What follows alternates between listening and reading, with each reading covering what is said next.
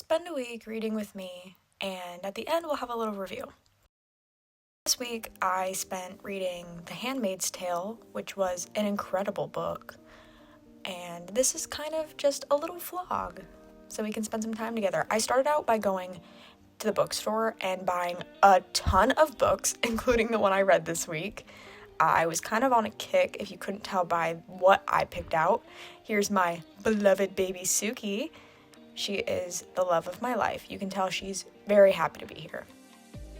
So we started out reading, and I actually dove into this book. I could not get enough. I kept thinking about it, and then I would leave off at a chapter that would just have me hooked, and then I would go right back into it. I also usually don't annotate, but I felt like this book was an important one to annotate, and I really enjoyed myself.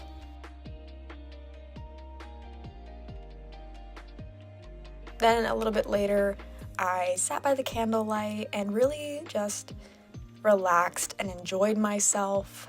It was so great to just sit with a physical book. I don't usually do that. I'm a really big Kindle reader, and this was so relaxing. Sometimes I forget how great it is to do this. Good morning. I'm getting ready for the day, and then we're going to go out and do some fun stuff. I'm really excited about today because I think I'm going to go to a couple bookstores. Perfect. We're all ready. So me and my best friend Cadence went to one of my favorite indie bookstores called Fern and Fable. This is in Ormond Beach, Florida. Here is my lovely best friend. They have a free banned book library, which I love. This is such a good, safe space to spend time in. Look at all these funny little candles. They have so much good merch in this store, like bookish merch. Oh my God. And then look at this display. I love it here. Genuinely, I need to spend more time here. And they have all these totes. These are my favorite. I could not get enough of these. I actually had seen these last time I went and had to come back because I knew I wanted one so bad. I thought this one was really funny. And I ended up buying this one, this Dangerous Women Read, and I paired it with my little bookstore Save Democracy pin that I also got from here. Here is some of their other books, and then I went home and I read some more. I did kind of skip a few days because I was a little bit sick and didn't look very cute of my week reading. You'll see like some annotating that I did a couple days later and me looking really cute one day and really not cute the next. But I was really enjoying this book. And I'm so excited to get into my review, which is about to come into play. So we're finishing up this read. I actually flew through it. I read it a lot quicker than I usually do. So let's jump into the review.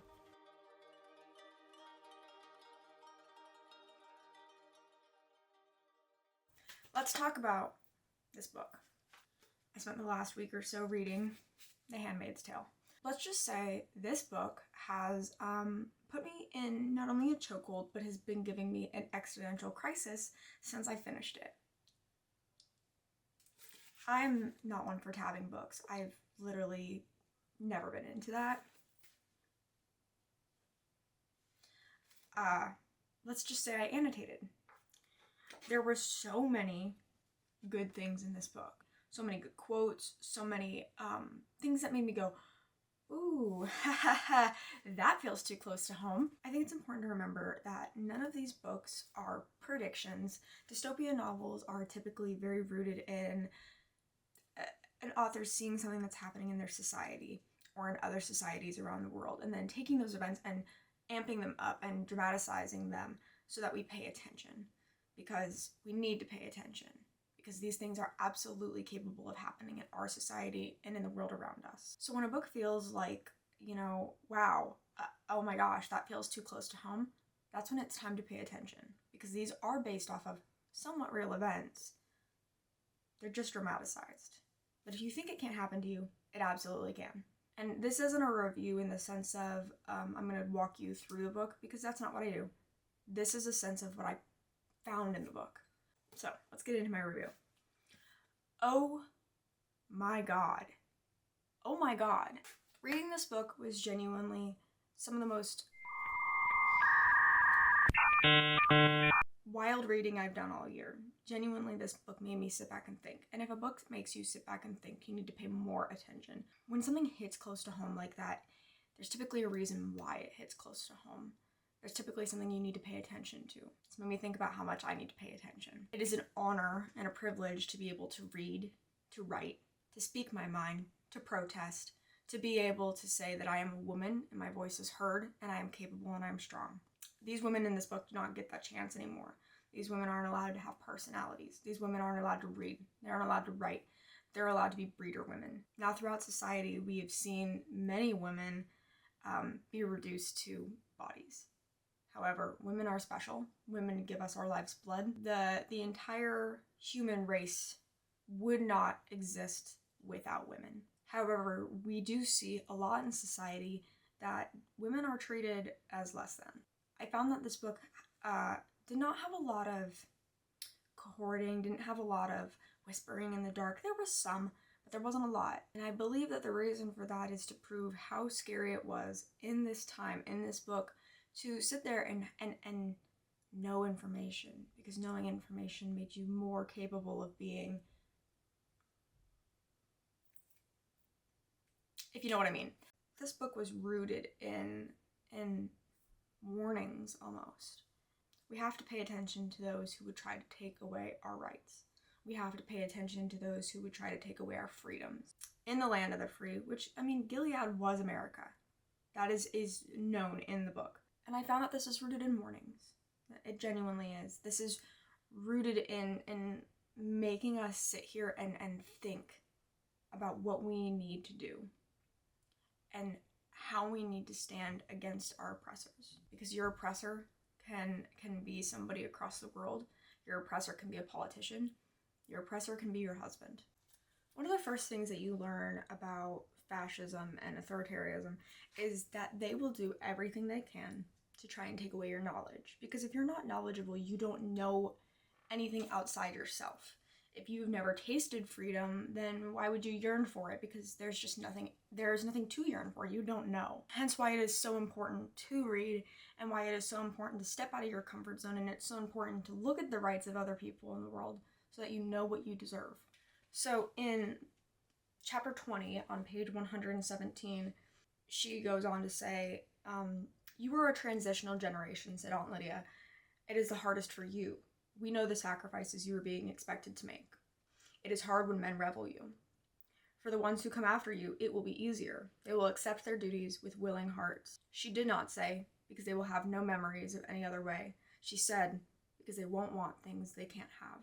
Another important thing I saw in this book was talking about how when we see something like this that hits home, we need to think about it, because it's a very real possibility for you and I to experience.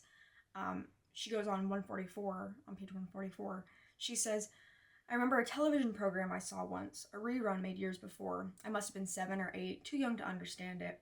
It was the sort of thing my mother liked to watch, historical education. She tried to explain it to me afterwards, to tell me that the things in it had really happened, but to me it was only a story. I thought somebody had made it up. I suppose all children think that, about any history before their own. If it's only a story, it becomes less frightening. Oh my god. Exactly. If it's only a story to you, it's less frightening. It's less frightening to think about the fact that children are in war when you're never experiencing war, because it's just a story. You'll never experience it. You've never seen it. It's not something you worry about, so it's less frightening. But it is still a very real frightening thing.